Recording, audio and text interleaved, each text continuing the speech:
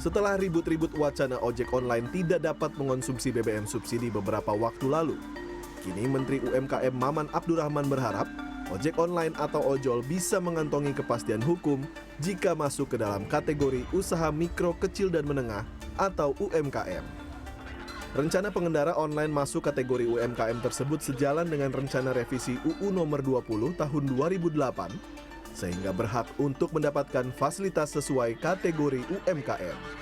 Menteri yang juga merupakan politisi Partai Golkar itu menyebut rencana ini masih dalam tahap kajian internal karena revisi Undang-Undang UMKM tersebut baru akan diproses tahun 2026. Meski demikian, Menteri UMKM secara terang-terangan menawarkan 5 insentif yang bakal diperoleh pengemudi ojek online jika sah menjadi UMKM ke depan. Pertama, ojol dipastikan berhak membeli BBM subsidi dan gas LPG 3 kg. Kedua, akses kredit usaha rakyat bunga 6% per tahun. Ketiga, akses pinjaman hingga 100 juta rupiah tanpa agunan tambahan. Keempat, insentif pajak PPh final 0,5% bagi omset pendapatan di bawah 4,8 miliar rupiah. Serta kelima, peningkatan kapasitas dan pelatihan sumber daya manusia.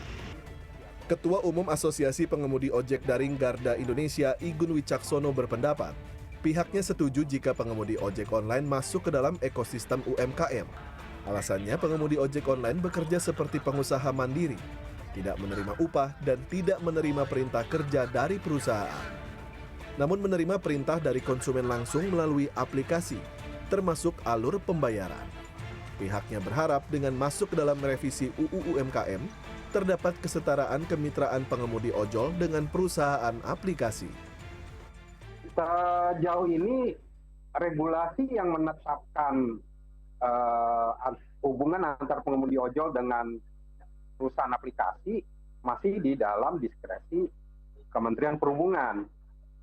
Jadi biaya potongan aplikasi itu diatur oleh Kementerian Perhubungan, tarif itu diatur oleh Kementerian Perhubungan. Nah, dengan adanya masuknya ojol ke dalam kategori UMKM, pola kemitraan yang kami inginkan adalah pola kemitraan antara dua pengusaha nih. Jadi pengusaha yang satu adalah pengusaha UMKM, yang satu adalah pengusaha teknologi. Nah, dua pola ini menjadi suatu kesetaraan kemitraan. Karena fakta yang terjadi saat ini, pengemudi ojol ini tidak pernah merasakan menjadi mitra. Namun Ketua Asosiasi Driver Online ADO, Taha Syafaril kurang setuju jika driver online hanya masuk ekosistem UMKM. Dirinya berpendapat di Indonesia harus dibuat aturan setara undang-undang bagi pekerja platform atau pekerja berbasis aplikasi yang bisa masuk ke ranah berbagai kementerian terkait.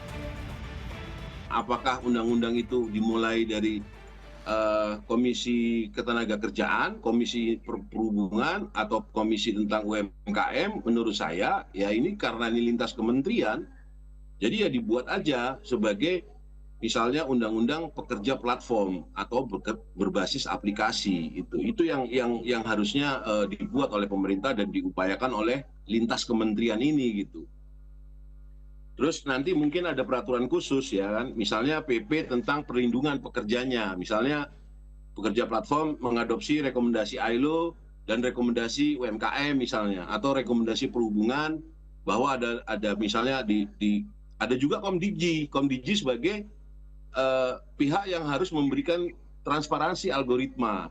Lalu remunerasi itu juga harus kerjasama antara lintas kementerian dengan perhubungan, karena kita harus punya pendapatan yang sesuai dengan struktur penggajian atau struktur pembayaran dalam sistem transportasi.